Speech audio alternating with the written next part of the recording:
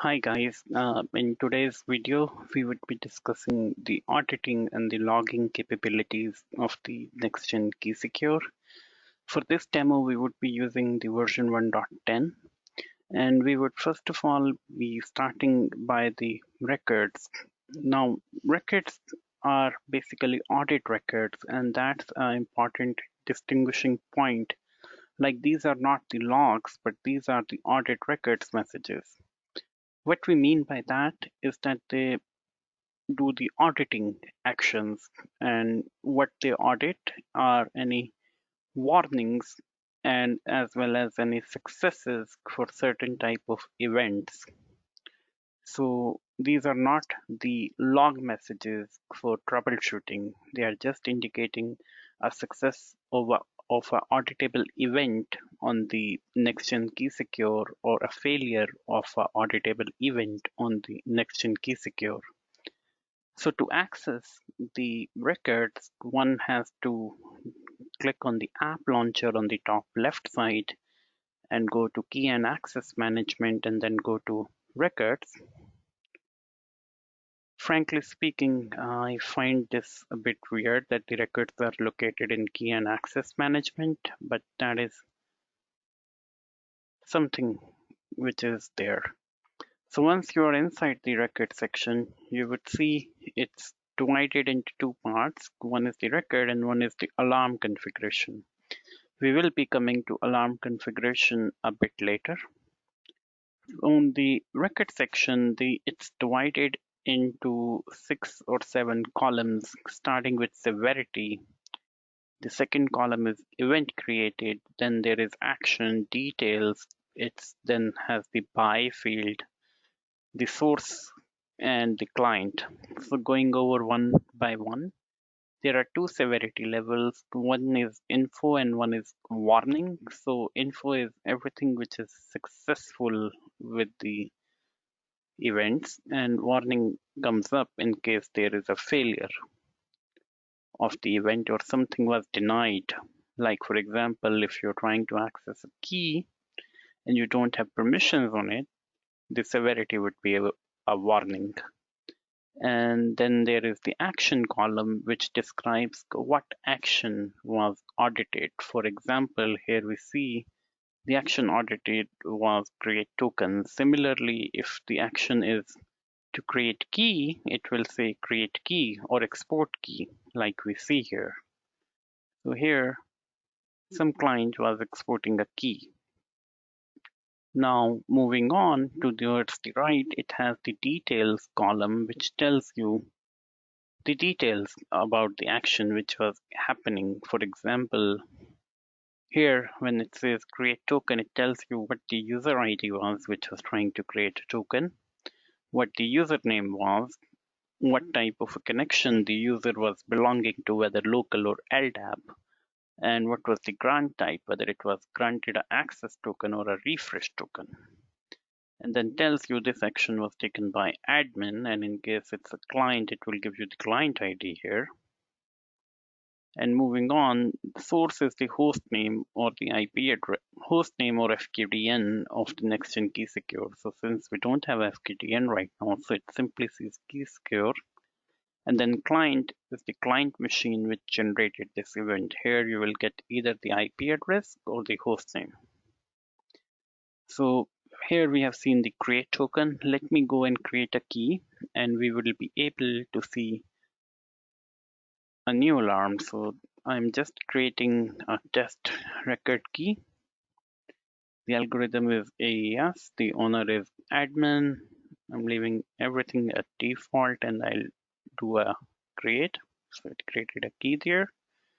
And if I go back to record, I'll see there is a record for create key where it tells you that the name of the key was test record, the size was 256, the algorithm was AES, the usage mask was 12, which means encrypt and decrypt, and it was done by admin, the source was KeySecure itself, and the client IP address is the IP address of my Windows machine. Now, records, they can be either stored locally in the DB or they can be sent over to a syslog server. The normal recommendation is to send it over to a syslog server. The reasons are obvious, like the records they can grow big, they occupy space to the in the NextGen KeySecure, and moreover, there could be some minor improvement if we're not storing the records locally, or if we can also disable the audit recording inside the DB, but that is only recommended if you're enabling a syslog server. So let's go to the next section where I will be showing you configuration of the syslog server. I have our syslog already set up. So I'll go to the app launcher again on the left, and I will go to the admin settings, and on the left there is notifications, and under notifications we have the options of syslog.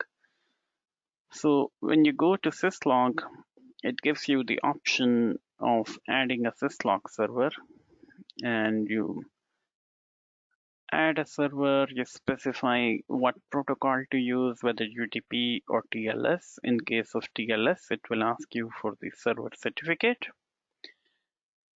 So I'm choosing UDP. You can choose the 4 log formats which are available: RFC5424, CEF, leaf, and plain messages. So these are all standard log formats, and depending upon what format you choose, the formatting and the semantics of the logs are different. In the attached presentation, there are examples of each kind of log format. For now, I have one set up as plain text messages for the ease of usage. So once you have added a syslog server, it starts sending the records right away. So let's quickly go to the syslog server, and here we are. So since it's our syslog, it's logging into the var log directory. And what we will check it with writing to the messages file. So I will do a cat on messages, and I will grep for the key name which we just created, which is test record, and then hit enter.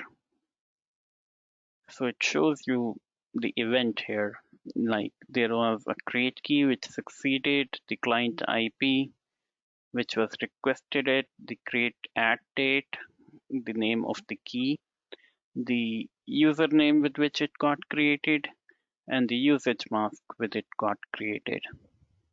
So this was a successful event.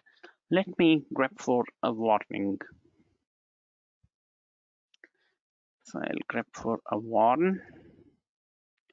Oh, there are no warn messages. Let me grep for severity.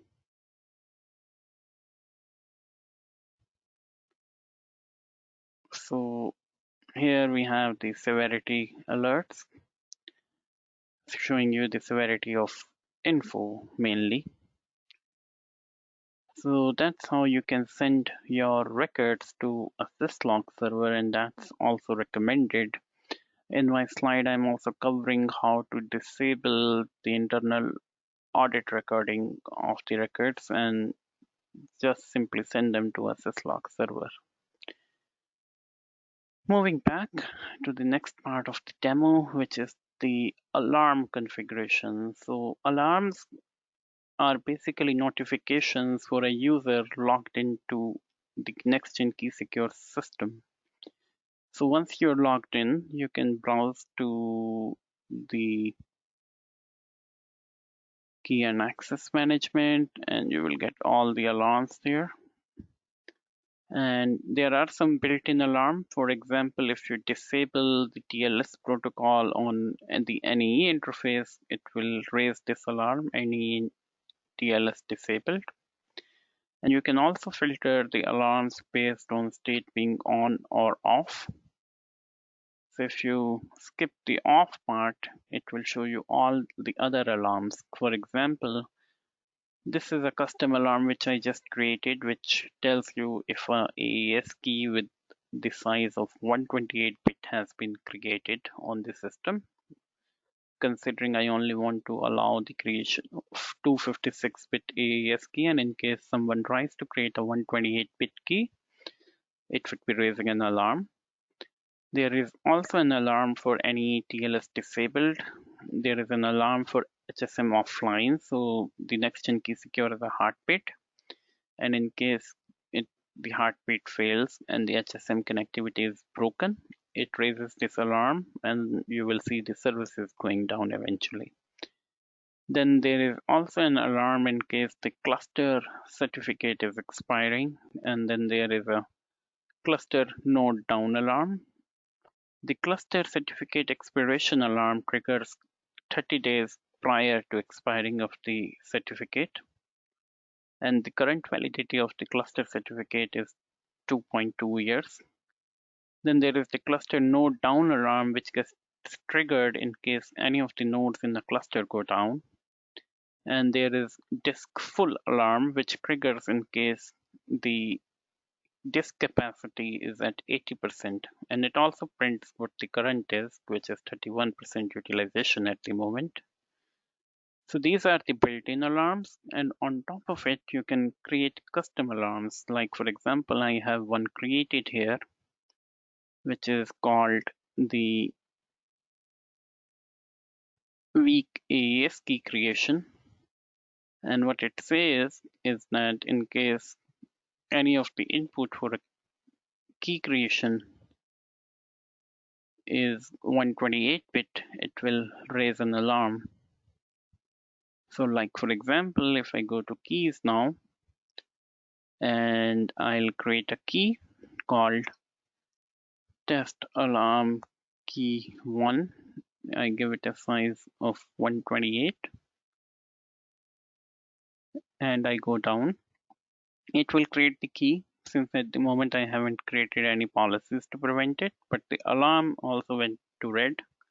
So if I'll go here, it says that the weak AES key creation alarm got on this date and time. And if now I will go to the record section, it also tells you that it triggered an alarm for create key, and the microservices requesting it was Minerva. This was the client IP address. And now if I will go back to my syslog server, and I'll will grep for an alarm, and I will see here that the trigger alarm was succeeded. And why it was succeeded? Because a weak AES key creation occurred. And I have so far assigned it a severity of info. If I would have assigned it to warned, and I had my syslog server to set up a trigger or some kind of warning gets sent over to someone monitoring the syslog server, he will get to know that a weak AES key got created on the system. Going back to the system, in case you have the SMTP server set up, it will also trigger a SMTP notification to be sent out. So that's how alarms are useful, and you can also create a custom alarm. Let's demonstrate one of that. If you would go to record and then to the extreme right side, you will see a plus icon there, which allows you to create a record-based alarm. So I click on the plus icon and it tells me what the severity is. So I can mark it as critical, which means an immediate action needs to be taken. I say critical create key alarm. Error threshold is 0 and interval is, I'm keeping it as 0. And just to give you an explanation of those, with the error threshold being set to 0, even the one event of this type will trigger the alarm. And if I raise it to 2, then 2 events are needed for a weak key creation for the alarm to trigger. The interval is always in seconds, so if I put it as 20 seconds, it will raise 20 seconds after the event. And I just say the description is weak RSA key created. And now I can add conditions. So I will add condition that the details size is 128, details algorithm is AES, and I'll click on save. I'll just change it to AES again.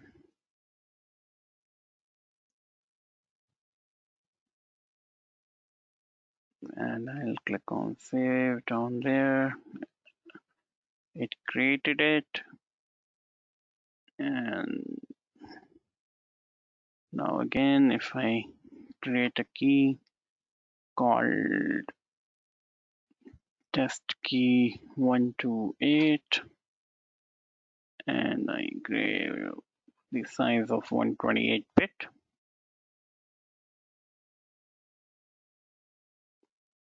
And I click on create. It created, and this time the alarm again got triggered and it was raised again.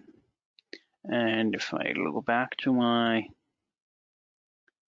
syslog server and I get to alarm, and it again tells us that the alarm was successfully sent. Okay, so this was all about alarms and records. And now going back to the logs. So logs are one of the things which we normally need for troubleshooting. And prior to release 1.10, the only way to get to the logs was using SSH. So I have an SSH system open. Let me restart this session. I log in as KSadmin.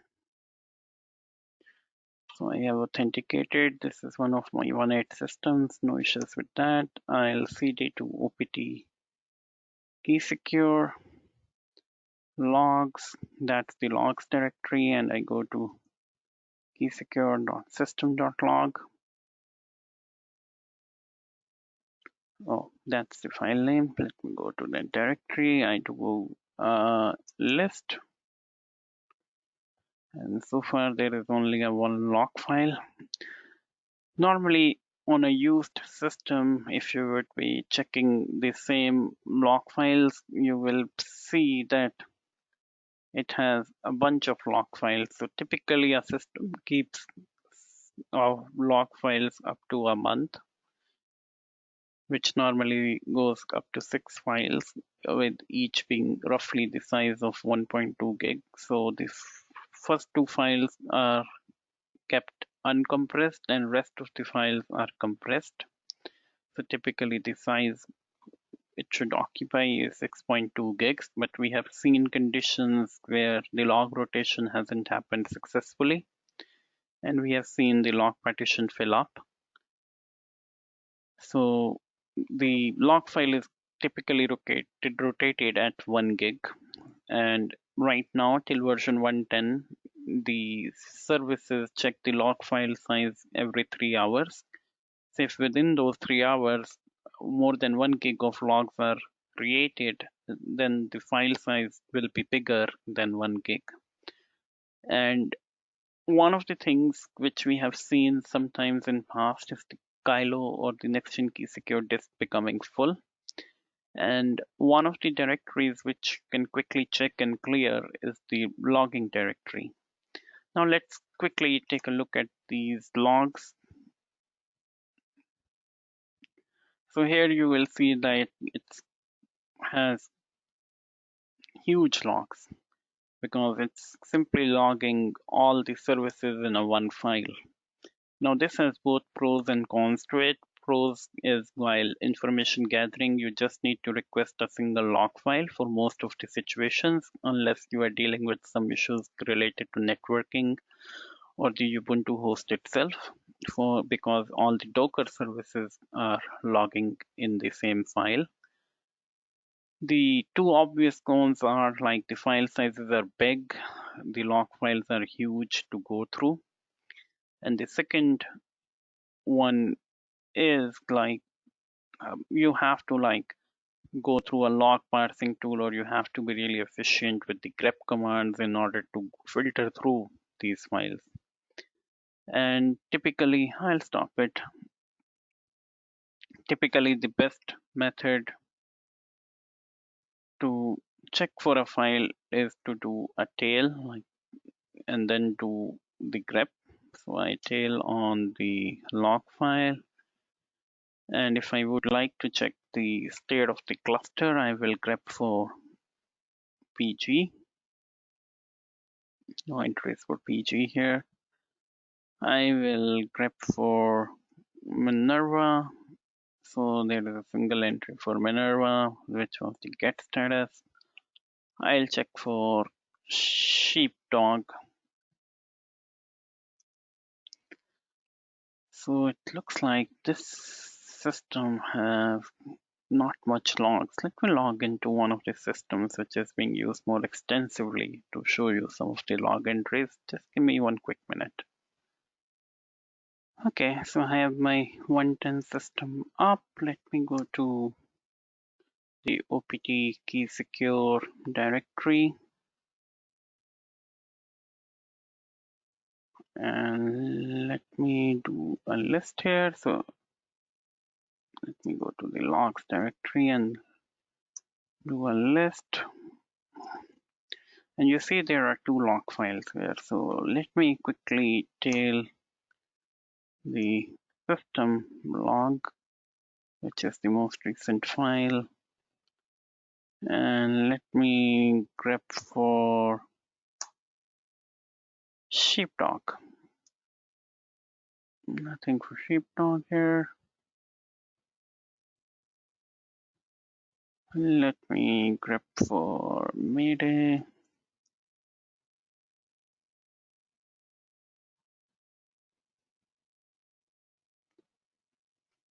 Let me try the other file.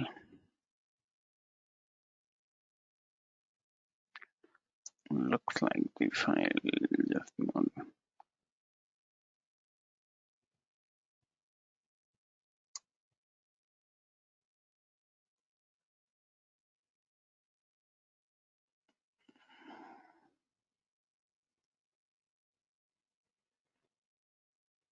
Looks like some issues.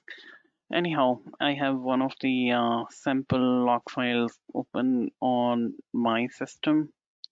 So let me quickly get to that. Just give me one quick second.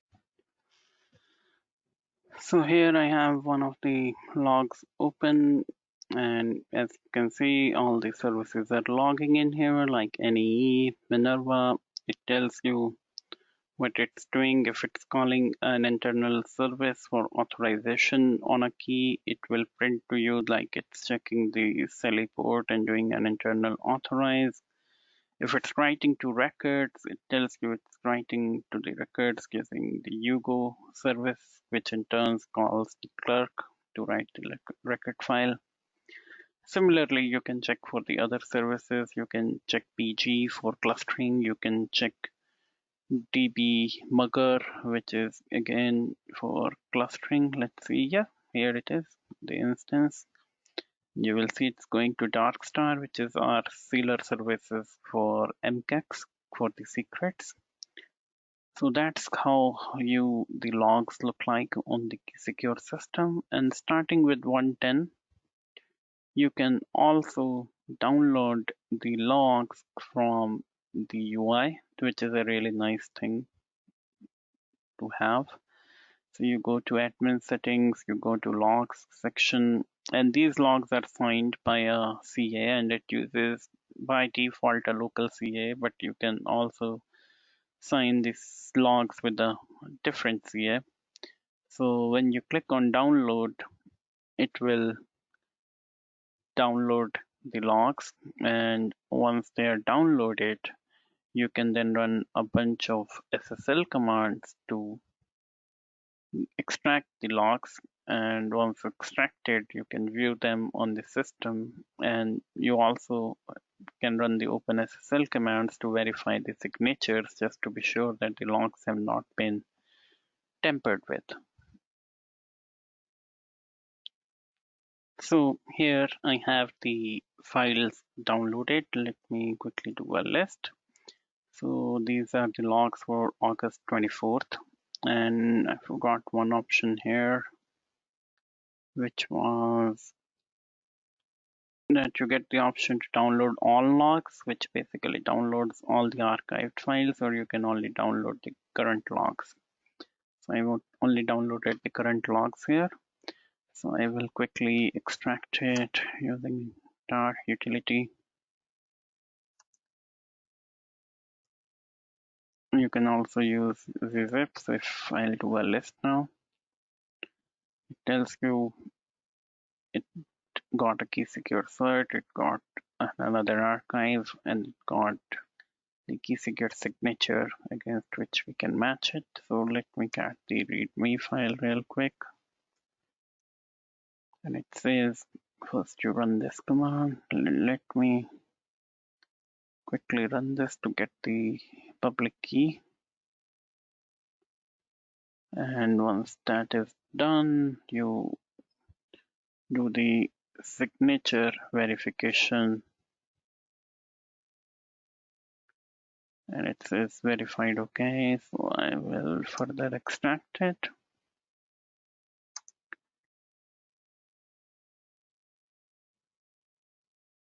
KeySecure log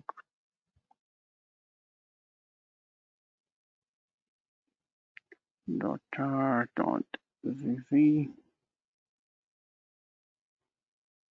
Okay, it's giving me some issue, but you can extract it, and once they are extracted, you will have the similar KeySecure system log file there, and then you can.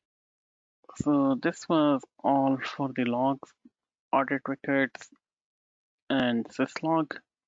Also, in the attached PowerPoints, we have the ksctl commands to do it via the REST API. The thing is, like, via the command line, I don't believe many will prefer unless they're downloading the logs on a client machine, and most of the people prefer the GUI. Also, on the alarm section, it has a screenshot for an alarm being sent to a SMTP host, telling you that a notification can be sent based upon alarm either to SMTP, SNMP, or the syslog service. Thank you, everyone.